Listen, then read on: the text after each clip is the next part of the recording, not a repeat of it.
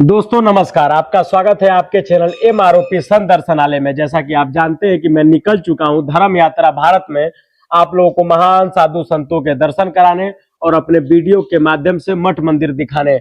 आज मैं आया हूं सिंघा जी महाराज के यहाँ महाराज, और आइए सिंघा जी की समाधि का दर्शन करेंगे और यहाँ पर जो भी मंदिर है और यहाँ के जो महंत हैं उनसे सिंघा जी के विषय में कुछ जानकारी प्राप्त करेंगे। आइए दोस्तों। दोस्तों अद्भुत मंदिर है, दिव्य मंदिर है और इसकी बहुत मान्यता है। लाखों की संख्या में यहाँ पर भक्त आते हैं और लगभग 465 वर्ष प्राचीन मंदिर है ये।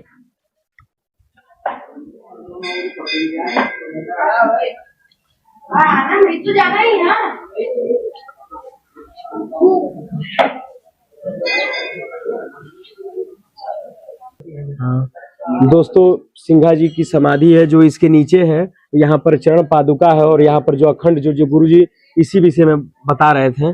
आइए दोस्तों, ये पंडित जी महाराज ओम नमो नारायण महाराज। ये सिंघा जी की चरण पादुका है और वहां पर वही अखंड ज्योत है जो 465 वर्ष से जल रही है। अद्भुत मंदिर है, दिव्य मंदिर है। चारों तरफ नर्मदा माई का जल बह रहा है। मैं कहूंगा कैमरामैन से कि इसको दिखाएं। चारों तरफ से नर्मदा माई का जल यहाँ पर बह रहा है और लाखों की संख्या में यहाँ पर भक्त आते हैं और यहाँ पर मेला भी भरता है। मेला में संख्या लगभग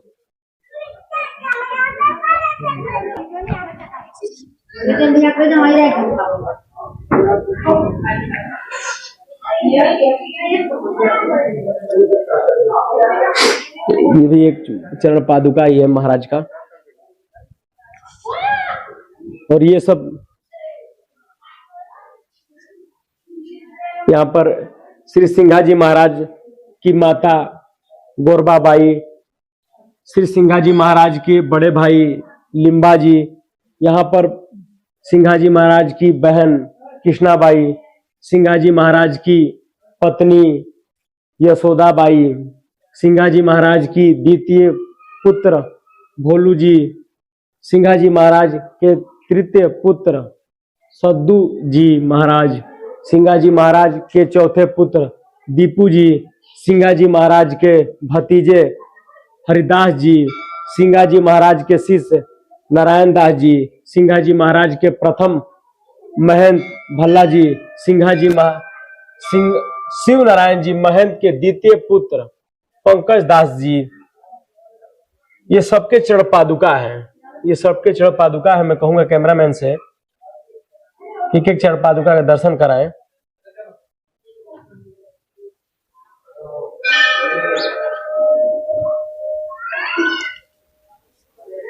संत श्री बुखारदास बाबा की समाधि है ये।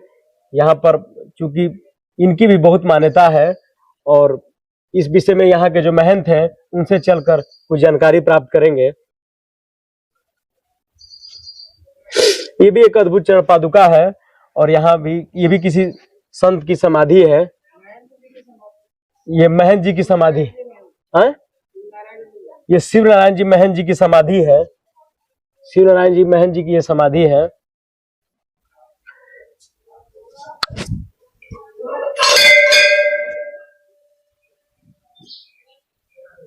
ये बाबा भोलेनाथ जी का शिवलिंग है। चूंकि बहुत ही प्राचीन शिवलिंग है और अद्भुत शिवलिंग है और इसके विषय में महाराज जी से जानकारी प्राप्त करेंगे। और ये नर्मदे माँ का जल है। ये मंदिर के जस्ट साइड से ही इस जल का प्रभाव है और यहाँ धुनी माई अखाड़ा एक यहाँ पर धुना भी प्रचलित है।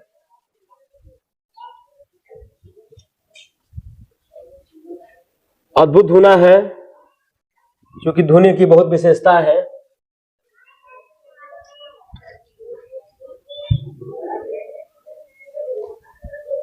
इस धुने में नारियल का, यहाँ पर अद्भुत, ये प्राचीन मंदिर है दोस्तों, लगभग 465 वर्ष प्राचीन मंदिर है।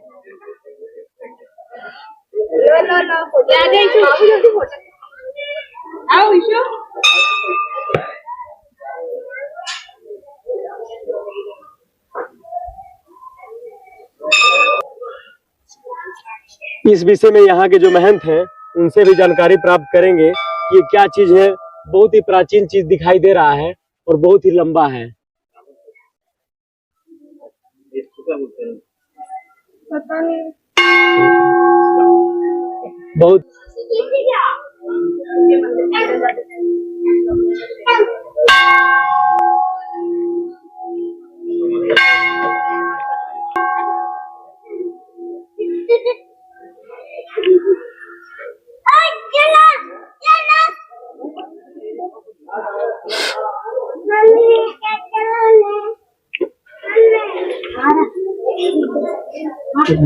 मैं चढ़ाऊं तो मैं बाइक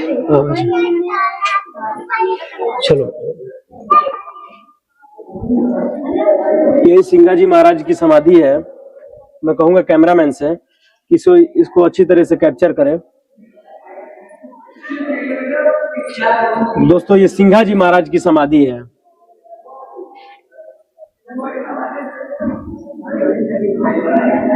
यहीं पर उन्होंने जिंदा समाधि लिया था और चेतन समाधि है।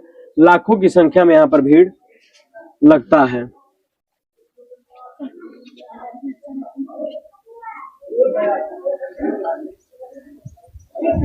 ये मंदिर परिषद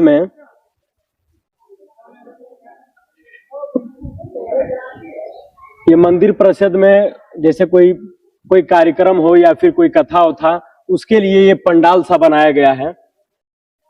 ये पंडाल सा बनाया गया है क्योंकि बहुत ही बड़ा पंडाल है। यहाँ पर कोई कथा होती है तो यहाँ पर कथा होती है।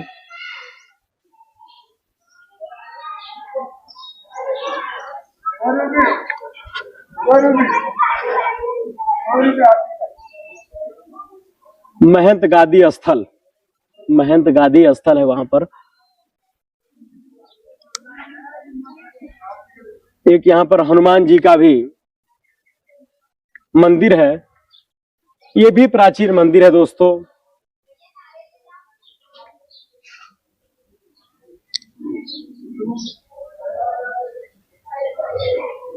ये भी प्राचीन मंदिर है और यहाँ के जो महंत हैं इस मंदिर के प्राचीनता के विषय में कुछ जानकारी प्राप्त करेंगे। इस मंदिर परिषद के विषय में जानकारी प्राप्त करेंगे। कितना पुराना मंदिर है, कितना दिव्य मंदिर है, कितना अद्भुत मंदिर है दोस्तों। आइए दोस्तों, यहाँ के जो महंत हैं उनसे चलकर इसके विषय में जानकारी प्राप्त करेंगे।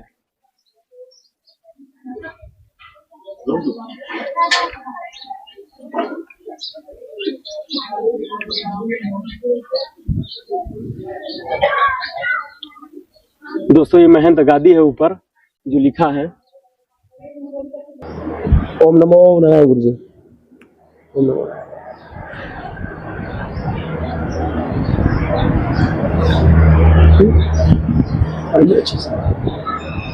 गुरु जी ओम नमो नारायण। गुरु जी ओम नमो नारायण। गुरु जी, आपका शुभ नाम क्या है? मैं रतनलाल महंत इस गादी पे विस्थापित हुआ हूँ 15वें महंत में। मैंने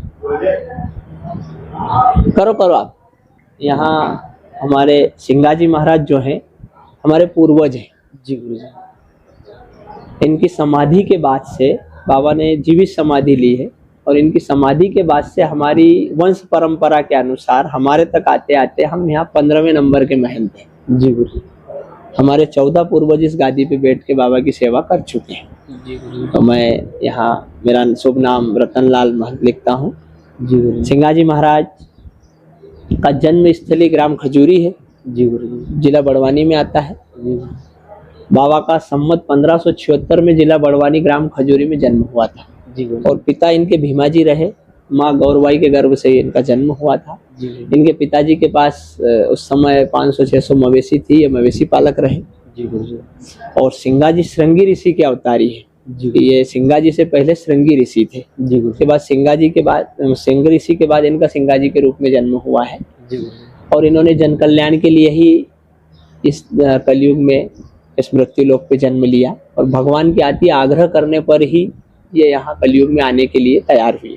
जी गुरु भगवान के और इनके बीच में कई प्रकार की ऐसी डील की गई है कि जिन जिन शर्तों के मुताबिक इन्होंने यहाँ जन्म लेने के लिए तय किया है कि भगवान ने जैसा इनको यहाँ जन्म लेने के लिए विवश किया, तो इन्होंने कई प्रकार के भगवान से सवाल रखे और वो सारे सवालों को भगवान ने मंजूरी देते हुए इनको जन्म लेने के लिए आदेशित किया। सिंगा जी महाराज का जन्म खजूरी में हुआ। उसके बाद ये धीरे धीरे वहाँ से पलायन करके करीब रास्ते में 35-36 जगह ऐसे पहाड़ी एरियो में रुकते हुए यहाँ पहुँचे। तो सबसे पहले ये आए तो पुराना हरसूद करके एक ग्राम था यहाँ पे, जो हरसूद तहसील के नाम से जाना जाता था, छोटा शहर था। वहाँ आके इन्होंने विश्राम दिया, इनके बड़े भाई और माता बहनों के साथ में वहाँ रहे ये। उसके बाद ये गांव जो था ये पीपलिया था, हरसूद से फिर ये पीपलिया आके इनका बसेरा हुआ, ये यहाँ रहे। पीपलिया में रहते हुए इन्होंने भामगढ़ के राजा लक्ष्मण सिंह के यहाँ कार्य किया। 15 साल इन्होंने उनके यहाँ नौकरी भी की। उस नौकरी के दरमियान ये जो भी उनका कार्य था उनके क्षेत्र का, वो कार्य का भ्रमण करने के लिए निकलते रहते थे। तो उस भ्रमण के दौरान इनकी भेंट मनरंगीर जी से हुई। मनरंगीर जी इनके गुरु हैं, उनसे इनकी भेंट हुई। उनकी भेंट होते ही इन्होंने उनके मुँह से एक शब्द सुन लिया था, वो एक भजन के माध्यम से कुछ समझाई दे रहे थे। तो उस भजन में वो समझा रहे थे कि समझी ले रे मना भाई अंतनी होय कोई अपना। ये शब्द जैसे ही सिंगा जी महाराज ने सुना तो ये एक तरह के पूरे वैरागी हो गए और उनको नतमस्तक हो गए। उनसे कहा कि आप मुझे गुरु दीक्षा दीजिए, मैं आपको अपना गुरु मानता हूँ और मुझे आपकी शरण में ले लीजिए। तो गुरु महाराज ने कई प्रकार की परीक्षाएं ली। इनको गुरु दीक्षा देने से पहले एकदम से डायरेक्टली उन्होंने मांगा और गुरु दीक्षा उनको दे नहीं दी। करीब 8 से 10 महीने इनकी परीक्षाएं ली, इनका पूरा मतलब जानकारियां निकाली कि कौन है, क्या है, किस प्रकार की इनकी तपस्या है। उस हिसाब से पूरे निर्णय लेने के बाद में गुरु महाराज ने फिर इनको गुरु दीक्षा दी। अब इनकी तो पुरानी ही तपस्या इतनी थी श्रृंगी ऋषि के अवतार की कि ये पहले ही पिछले 3 युगों से तपस्या करते हुए आए और अब जाके सिंगा जी के रूप में यहाँ आए। तो तपस्या तो पुरानी थी, यानी बैलेंस तो इनका धर्म का और इनके तपस्या का पुराना ही जमा था। यहाँ तो केवल एक बहाना ढूंढ रहे थे। अब इधर गुरु महाराज से जैसे ही दीक्षा ली तो इनकी तपस्या का पावर और बढ़ गया। इन्होंने और नए नए चमत्कार चालू किए। तो गुरु महाराज ने दीक्षा दी, गुरु महाराज से सिर्फ एक केवल समर्पित हो गए ऐसा नहीं, ये गृहस्थ के सांसारिक जीवन जिया इन्होंने और गृहस्थ के संत रहे। आज हम लोग जो चल रहे हैं उनके परिवार से ही चल रहे हैं। तो वो हमारे पूर्वज है और हम उनके पारिवारिक लोग हैं। आज तक हम उनकी परंपरा को निभाते आ रहे हैं। जी गुरु। इन्होंने जैसे राजा साहब के यहाँ कार्य करते हुए राजा साहब ने इनको मेटावल उनकी बहन के यहाँ भेजा। वहाँ गांव में एक कुएं में गाय गिर गई। तो गाय ऐसे कुएं में गिरी कि उस कुएं में उसको घूमने की जगह भी नहीं थी, इतना सकरा कुआं था। जी गुरु।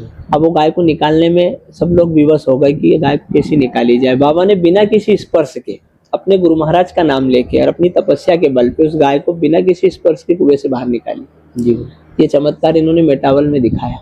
जी गुरु। उधर मेटावल गए तब तक इधर भामगढ़ के राज दरबार का पूरा 300 डाकुओं ने लूट लिया। जी गुरु। पूरा भामगढ़ लूट गया। सिंगा जी महाराज को वहाँ आभास हो गया, वो वापस आए। उन्होंने यहाँ राज दरबार में पूरी जानकारी निकाली। राजा साहब इनके सामने रोने गिड़गिड़ाने लगे कि भैया अपना तो सब कुछ लूट गया, अब क्या करे, सर का मुकुट तक चल गया। सिंगा जी महाराज ने गुरु महाराज से निवेदन किया और उनके नाम से एक घोड़ी पालते थे, घोड़ी पे बैठ के चलते थे, उसको लेके बाहर निकले। तो वो वही जंगल एरिया में बैठ के वो लोग अपने सामान का हिस्सा बंटवारा कर रहे थे, वो डाकू लोग। उनकी दूर से परिक्रमा लगाई, उनके पूरे 360 डाकुओं की सारे आँख अंधे कर दिए। पूरे 360 डाकुओं की आँख से उनको अंधे कर दिए और उनको फिर अपना परिचय दिया। उनको अपने साथ में लेके राजा साहब के दरबार में आए। उनके सबके जितना सामान ले गए थे उतना सामान सब लोगों का वापस दिलवाया। उसके बाद फिर उन आँखें खोल के भी दी उनको संकल्प करवाया कि आज के बाद ऐसा गलत काम नहीं करेंगे, चोरी चबाड़ी का। फिर उनकी आंखें वापस खोली। फिर उन लोगों ने ही निवेदन किया कि उनके जो भी सरदार लोग थे, बड़े बड़े जो उनके मेन लीडर थे, उनके यहाँ बच्चे नहीं थे। तो उन्होंने बाबा से निवेदन किया कि बाबा हमारे यहाँ एक कुल दीपक हो जाए।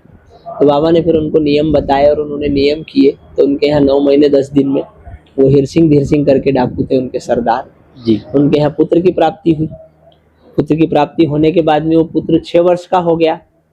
फिर उनके मन में कोई बेईमानी आ गई होगी, कुछ न कुछ चोरी चबाड़ी करने की। 6 वर्ष का होने के बाद वो पुत्र शांत हो गया।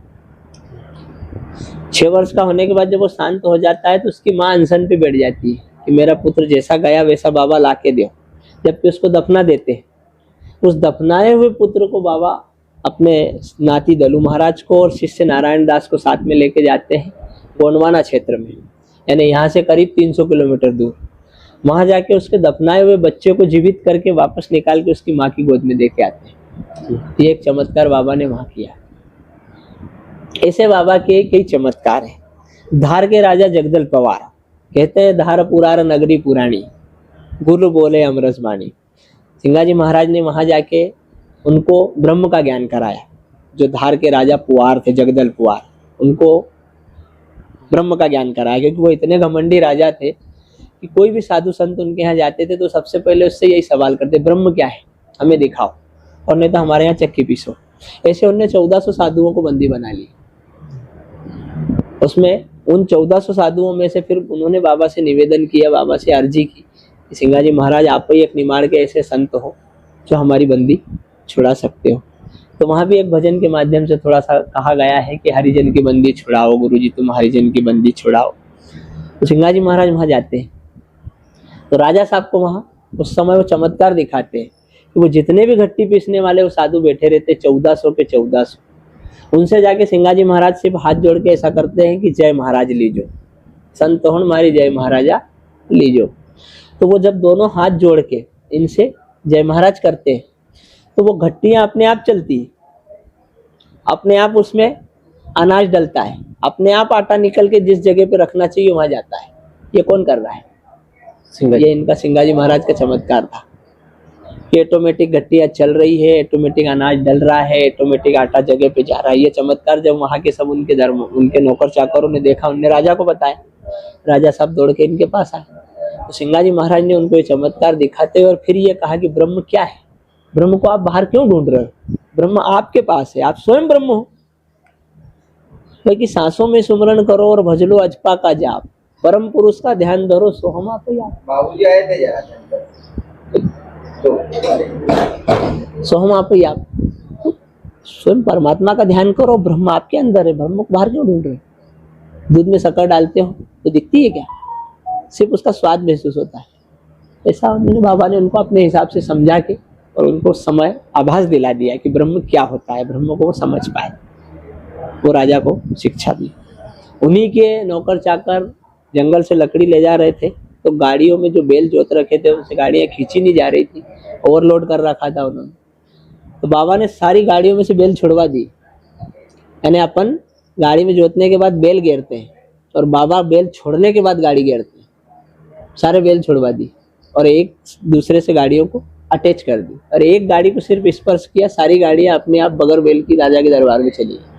उसी राजा के, वही जगदल पवार के। ऐसे बाबा के कई चमत्कार हैं और आज भी करते हैं।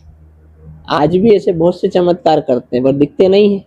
सामने से आ भी जाते हैं, खड़े होके काम कर जाते हैं किसी और के रूप में आके, पर बोलते थोड़ी कि मैं सिंगाजी हूँ, लेकिन काम सबके होते हैं। सिंगा जग में जीवता और सेवक सुमरे पास, जन कारण तन धारिया ब्रह्म ज्योत प्रकाश। सिंगाजी महाराज आज भी इस जग में जीवित हैं, शरीर बैठे हुए हैं, उनकी तपस्या में लीन है, उनकी आत्मा उस ज्योति में है। वो सिर्फ अखंड ज्योति जो अंदर जल रही है उसी के यहाँ दर्शन का महत्व है। सिंगाजी महाराज को जहाँ याद करते हैं, यानी जो भी सेवक आत्मा से पुकारता है, जो भी भक्त उनको आत्मा से पुकारता है, वहाँ हाजिर हो जाते हैं, वहाँ उसका काम करते हैं। है ना कि सिंगा जग में जीवता, मतलब सिंगाजी आज भी इस जग में जीवित है। ब्रह्म ज्योति प्रकाश, वो ज्योति में समावेश होने के बाद में पूरे ब्रह्मांड में प्रकाश है उनका। जो जहाँ याद करता है वहाँ पाता है। सिंगाजी ऐसे संत हैं, ऐसे निर्मल संत हैं, ऐसे निमाड़ के कौली वंश में ऐसे संत जन्मे।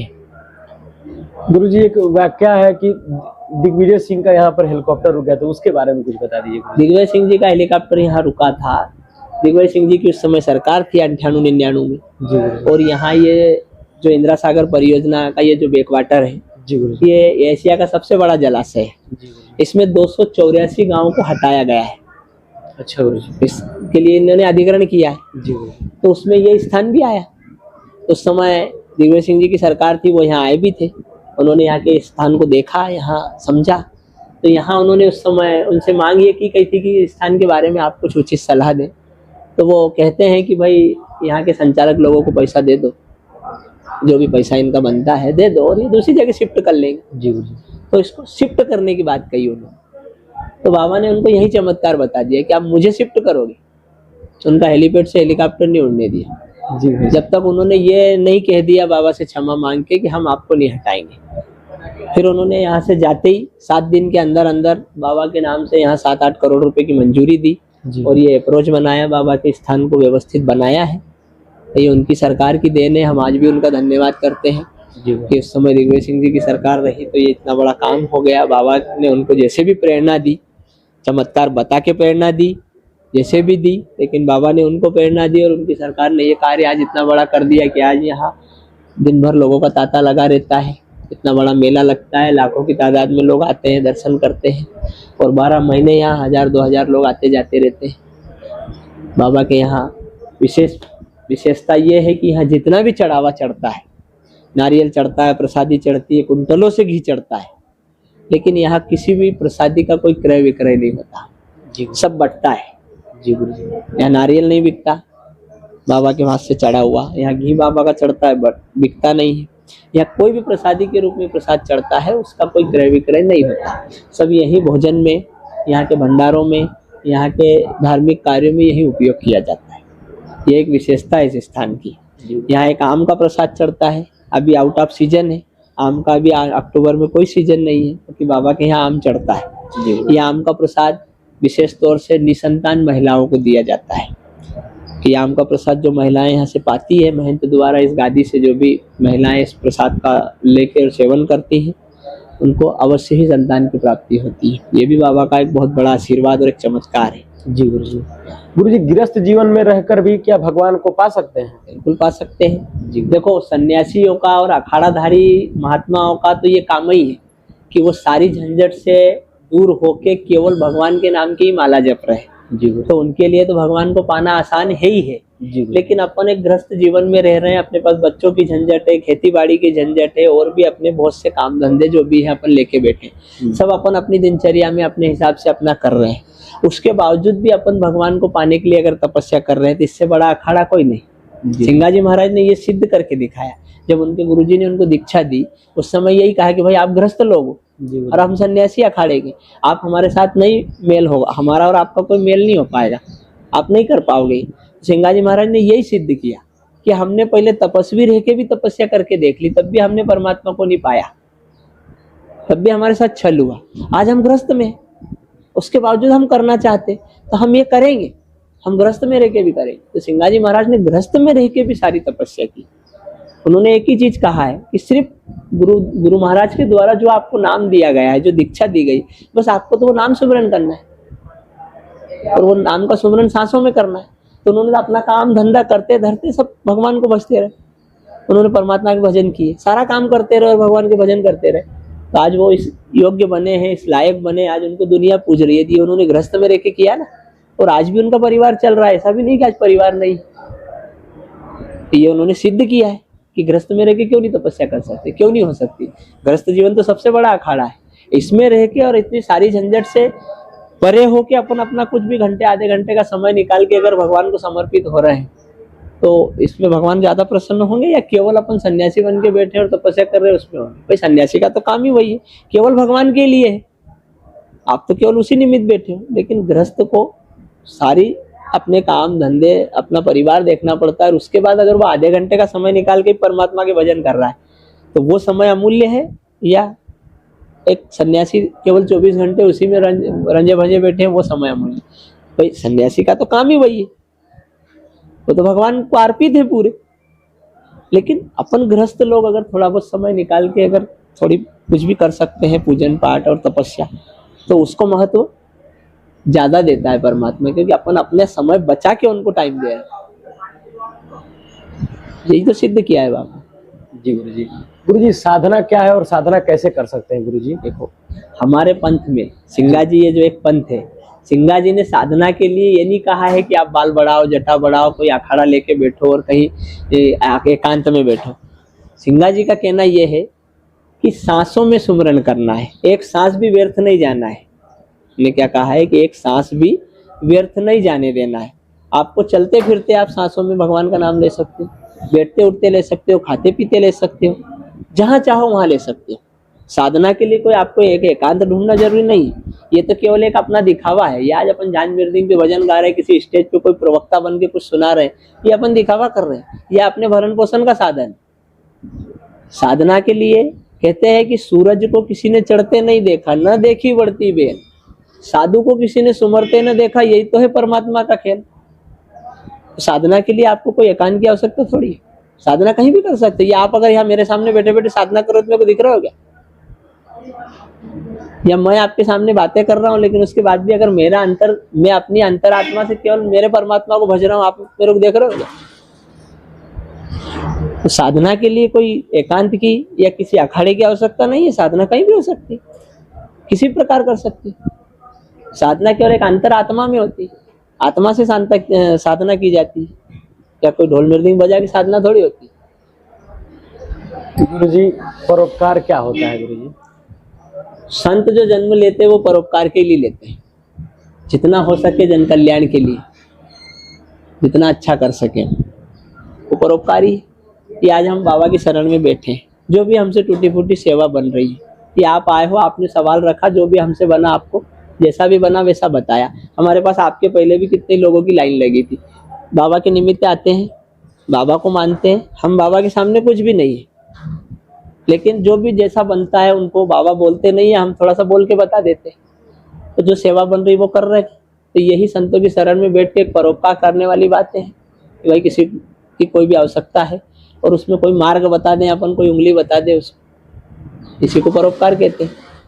अपना स्वार्थ तो अपन सभी करते हैं, लेकिन परोपकार यही है कि अपनी एक उंगली बताने से किसी का भला हो जाए, यही परोपकार है। गुरुजी, आजकल के युवा पीढ़ी के लिए आपका क्या संदेश रहेगा गुरुजी? आजकल की युवा पीढ़ी के लिए तो यही कहेंगे कि देखो, आजकल की युवा पीढ़ी सब सैटेलाइट का जीवन जी रही है। जी गुरुजी, इंटरनेट पे चल रहे हैं। लेकिन जितना हो सके समय निकाल के, जिससे जितना बन सके थोड़ा सा अध्यात्म से जुड़े और अध्यात्म की तरफ ध्यान दें। अपने कहीं ना कहीं गुरु दीक्षाएं किसी ने न ली हो तो गुरु दीक्षाएं लें, किसी अखाड़े से जुड़े, किसी पंथ से जुड़े और जितना हो सके परमात्मा का भजन करें। जितना भी समय निकाल सके, अपनी शिक्षा से लेके, अपने धंधे से लेके, जैसा भी जितना समय बचा सके ना भगवान का भजन करें। यही शिक्षा देंगे, यही बोलेंगे। गुरुजी, कितना प्राचीन सिंघा जी का ये मंदिर है गुरुजी? इसको 465 वर्ष हो चुके हैं। सिंघा जी महाराज की समाधि को 465 वर्ष हो चुके हैं। 465 वर्ष, ये 466वां वर्ष चल रहा है। जी गुरुजी। गुरुजी, यहाँ पर सुनने में आता है कि मक्खी नहीं लगती है किसी भी चीज पर, उसकी क्या विशेषता है गुरुजी? देखो, मक्खी नहीं लगती। देखो, वैसे तो अभी यहाँ प्रसादी चढ़ती है, मिठाइयाँ गिरती रहती है, शक्कर गुड़ होते रहता है, तो कीड़े ये सब क्या है, मक्खी, चींटे, चींटियाँ होना ये तो स्वाभाविक है कि मिठाई पे होते हैं गुरुजी। लेकिन बाबा के घी के भंडार में मक्खी और चींटे चींटी नहीं होते, ये एक विशेषता है। दूसरा, बाबा की चरण पादुका के ऊपर जब ये शरद पूर्णिमा पे जब विशेष तौर से प्रसादी चढ़ती है, ऐसे टाइम में इस परिक्षेत्र में न तो आपको कहीं कौवे नजर आएंगे, न बाबा के चरण पादुका के ऊपर मक्खी और चींटी कीड़े मकोड़े नजर आएंगे। ये विशेष रहता है 48 घंटे के लिए। बाकी 12 महीने बाबा के घी के स्टॉक पे कभी कीड़े मकोड़े नहीं होते। जी गुरुजी, ये एक विशेषता है। जी गुरुजी। बाकी मेले के समय मंदिर के अंदर अब वैसे तो हमेशा मिठाई फैलती है, चढ़ता है प्रसाद, तो थोड़े बहुत चींटियां होना संभव है। ये इसके लिए अपन ये बातों को कहीं से कहीं तक बना के नहीं बोलेंगे, पर 48 घंटे जब मेला चलता है उस पीरियड में कौवे और कीड़े मकोड़े बाबा के वहाँ चरण के पास आएंगे, आसपास नहीं आएंगे। गुरुजी, यहाँ पर साल में कितने भंडारे होते हैं गुरुजी? देखो, वैसे तो हर पूर्णिमा को बाबा के यहाँ हलवा प्रसादी बटती है। सबसे ज्यादा हलवा का विशेष महत्व है हर पूर्णिमा को, और हम अमावस्या को 15 दिन के 15 दिन होता है। वैसे 12 महीने बाबा के यहाँ हलवा, बाबा के यहाँ अपने दाल बाफले और चावल का भंडारा नित्य 4 घंटे चलता है। लेकिन उसमें थोड़ा सा हमने एक ट्रस्ट की तरफ से शुल्क रखा है, 40 रुपये लेते हैं। वो इसलिए लेते हैं कि कुछ सामग्री हमको मार्केट से लाना पड़ती है, कुछ बनाने वाले कारीगरों को देना पड़ता है। बाकी घी बाबा का गल्ला और घी बाबा का ही उपयोग होता है। जी गुरुजी। एक निमित्त मात्र केवल 40 रुपए लेते, बाकी ये भंडारा 12 महीने चलता है। और बाबा के पर्व जैसे बीच बीच में आते हैं, श्रावण शुद्धि नवमी को बाबा की समाधि हुई थी, उस दिन भंडारे होते हैं। वैशाख शुद्धि नवमी को बाबा का जन्म हुआ था, उस दिन भंडारे होते हैं। ऐसे भंडारे और भी, और कुछ मन्नत वाले लोग भंडारे लाते रहते हैं, करते रहते हैं। गुरुजी मुख्य भंडारे कितने होंगे? मुख्य भंडारे 3 होते हैं, एक शरद पूर्णिमा पे, एक उनकी नवमी तिथि पे श्रावण शुद्धि नवमी को, और एक वैशाख शुद्धि नवमी को। क्या गुरुजी उस भंडारे में साधु संत भी आते हैं? देखो, जो कोई आ जाते हैं शामिल हो जाते हैं, तो समय पे आ भी जाते हैं। ये तो वैसे मतलब निमंत्रण हमारे तरफ से किसी को नहीं भेजा जाता। जी गुरुजी। यहाँ से भंडारों का निमंत्रण किसी को नहीं भेजा जाता। बाबा की कृपा से यहाँ भंडारे चलते हैं, उस समय जितने भी लोग आ जाते हैं, कुछ बाबा के अनुयायी, दर्शन करने वाले, कुछ साधु संत जो भी आ जाते हैं, समय पे जो आ जाते हैं वो पा लेते हैं। जी गुरुजी। विशेष तौर से किसी के यहाँ पत्रिका देने नहीं जाते कि भंडारा है आपको आना है, वो सब बाबा उनका काम स्वयं करते हैं। जी गुरुजी। अभी इतना बड़ा मेला लग रहा है, बाबा का एक भी ऐसा मेले का पंपलेट छाप के कहीं बंटवाया नहीं है। जी गुरुजी। सब बाबा के अनुयायी ऑटोमेटिक आते हैं। जी गुरुजी। और अभी पूर्णिमा के दिन ये समझ के चलना है कि 24 घंटे में कम से कम 2 लाख से ऊपर लोग दर्शन करके निकल जाएंगे। यहाँ पर गुरुजी। हाँ, ये कृपा है उनकी। किस दिन मेला है गुरुजी? ये मेला अभी बस चालू हो गया है, मेले की तैयारियां चल रही है। जी गुरुजी। विशेष पूर्णिमा रहेगी 6 अक्टूबर को। गुरुजी कोई यहाँ पर साधु संत आ जाता है तो उसके लिए क्या व्यवस्था रहती है गुरुजी? देखो, मेले की स्थिति में यहाँ जब मेला चलता है तो इस परेड में, यहाँ इस प्रांगण में हम कोई व्यवस्था नहीं कर पाते। जी बाकी आगे जो आश्रम बने हैं, जैसे एक चित्रकूट आश्रम है, जी गुरुजी। एक भक्त निवास है, एक परमहंस आश्रम है, आश्रमों पे मतलब ठहरने की व्यवस्था है, रहती है। एक नर्मदा आश्रम के नाम से आश्रम बना रखा है, वहाँ यहीं से घी और गल्ला वहाँ हम बेचते हैं नर्मदा परिक्रमा वासियों की सेवा के लिए। तो वहाँ कोई भी संत महात्मा आते हैं तो रुकते हैं, जी वहाँ गुरुजी। उनकी भोजन की और रुकने की व्यवस्था वहाँ हो जाती है। गुरुजी क्या 40 रुपया संतों को भी देना पड़ता है?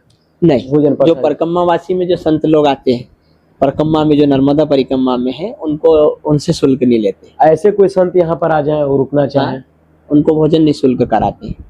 यहाँ ट्रस्ट का जो चलता है उसमें निःशुल्क कराते हैं, वहाँ जो चलता है वो निःशुल्क चलता है। वो जो परिक्रमा वासियों का नर्मदा आश्रम में चलाते हैं वो सबके लिए निःशुल्क चलता है। सिर्फ वो चलता ही है परिक्रमा वासियों के लिए, संत महात्माओं के लिए। जी गुरुजी। मन को कैसे शांत रख सकते हैं गुरुजी अगर मन विचलित हो तो? गुरुजी मन को शांत रखने के लिए आपको कहीं ना कहीं परमात्मा से जुड़ना तो पड़ेगा। जी गुरुजी। परमात्मा से अपना तार जोड़ के और अपने आत्मिक भाव से शांत भाव से अपन जब तक उनका ध्यान नहीं करेंगे, जब तक मन शांत नहीं होगा। और मन में जब तक संतोष नहीं है, मन शांत नहीं है। जी गुरुजी। किसी भी चीज को पाके जो भी हो गया, जो खो गया उसको भूल जाओ, जो जितना मिला है उसको पाके अगर संतोष कर सकते हो अपने मन में, तो ही मन शांत रह सकता है। जी। और अगर यही रखेंगे कि और मिल जाए तो कभी मन शांत नहीं हो सकता, आखिरी सांस तक भी। गुरुजी सिंघा जी के जो भक्त हैं उनके लिए कोई आपका आशीर्वचन? देखो, सिंघा जी के भक्तों के लिए यही कहेंगे कि जो सिंघा जी को मानने वाले भक्त हैं, जो भी सिंघा जी महाराज को मानते हैं, सिंघा जी महाराज के यहाँ आते जाते हैं, दर्शन करते हैं, तो सिंघा जी महाराज का आशीर्वाद उन पर बना रहे। सिंघा जी महाराज उनके काम में, उनकी कमाई में हमेशा उनको बरकत दे और उन पर हमेशा आशीर्वाद बनाए रखें। गुरुजी अगर आपसे कोई मिलना चाहे, कोई सिंघा जी के यहाँ आना चाहे देश विदेश से, तो यहाँ पर कैसे आ सकते हैं, कैसे आपसे मिल सकते हैं, कैसे आपसे बात कर सकते हैं? अभी आप कैसे आए, जैसे आप आए ऐसे कोई भी आ सकता है। जब भी आएंगे हमारे सामने जो भी सेवक बैठे रहते गुरुजी हैं। खंडवा से अगर कोई आना है या फिर इंदौर से आना है तो गुरुजी वो कैसे आ सकते हैं गुरुजी? जैसे खंडवा से आना चाहे तो खंडवा से उनको भीड़ आना पड़ेगा। जी गुरुजी। फिर अगर ट्रेन से आएंगे तो भी भीड़ आना है, बस से आएंगे तो भी भीड़ आना है। जी गुरुजी। और अपने खुद के साधन से आते हैं, अपना खुद का साधन लेके और बाय रूट आते हैं। जी गुरुजी। तो जैसे इंदौर से आने वाले सनावद होके आ सकते हैं, सनावद पुनासा होके आ सकते हैं। जी। खंडवा से आने वाले खंडवा मुंदी भीड़ होके आ सकते हैं, जी। जावर सहजला होके भी आ सकते हैं। जी। इधर से अगर होशंगाबाद साइड से आना चाहे तो होशंगाबाद, हरदा, खिड़किया, छनेरा होके आ सकते हैं। जी गुरुजी। ऐसे आ सकते हैं। गुरुजी अपना कीमती समय देने के लिए बहुत बहुत धन्यवाद। धन्यवाद, प्रणाम।